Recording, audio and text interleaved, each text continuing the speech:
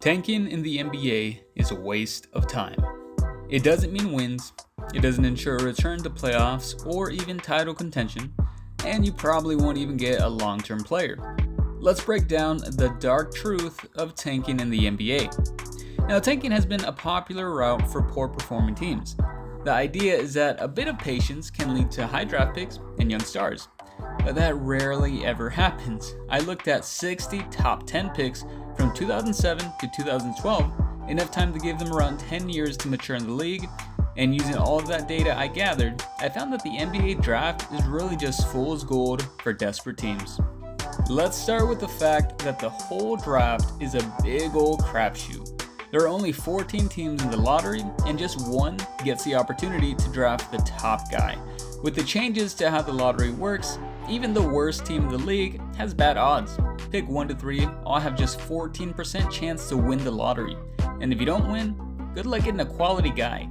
Out of the 60 guys analyzed, only 19 were all-stars, and the ones that were tend to be selected much higher in the draft. The drop-off after each pick as you go deeper into the lottery is huge. In the 5 years of data I gathered, number 1 picks averaged 4.8 all-star games, while the 2 guys drafted after him averaged just 2.5 in their entire career. And it's not just the flashy title of all-star either, the impact is significantly worse after the first guy is selected. Number 1 picks averaged 43.3 win shares in that time span. Picks 2 to 3 only managed to contribute 26.2 wins to their teams. Those players also managed a net rating of just plus 0.7, while the first overall picks averaged plus 3. And what if you managed to not even select in the top 3 picks? Well, even worse news. Players selected with picks 4 to 6 average 1.3 all-star games, 28 win shares, and a negative net rating of 0.4 in their tenure.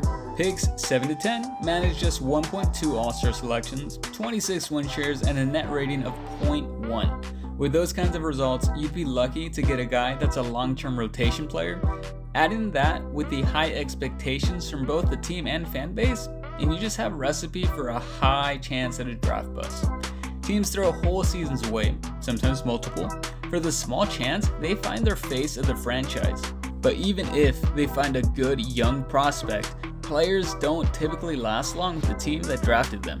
Overall, the 60 players in this dataset averaged 10.6 seasons in the league, only 5.4 with the team that actually selected them. That might be due to injury, trade, or just falling out of the league due to poor play, but the bottom line is they end up on a new team very early in their career.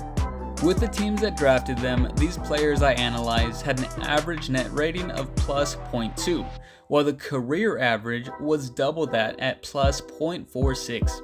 Top picks are even worse.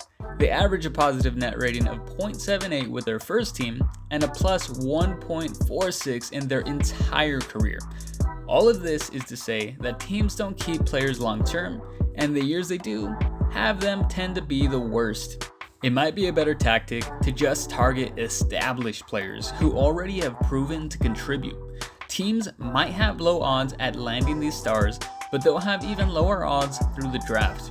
Now finally, let's talk about number 1 overall picks, the cream of the crop of any draft class that stand out in big and unique ways. These guys are supposed to turn franchises around in the blink of an eye. Some are athletically dominant, like Zion. Some are something we've never seen before, like the up-and-coming Victor Wembanyama.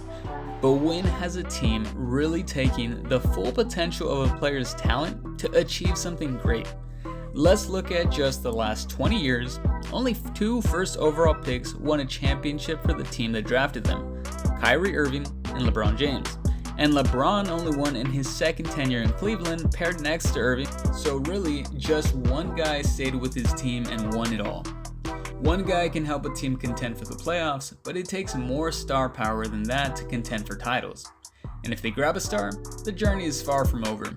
Now a team is tasked with keeping them healthy. It needs to grab secondary stars. A solid overall team must be constructed, and they might fail and go through the whole process again to no avail. You have the Spurs and Raptors who built teams through growth and smart moves. Then you have the Sixers and the Mavs who got mega stars and are full of turmoil. and everything else in between. Destroying a team for the sake of tanking guarantees nothing at the very least a temporary setback. It just buys some extra years for whatever GM is steering the ship, and that's the truth of tanking in the NBA. Subscribe for more NBA videos. Thanks for watching.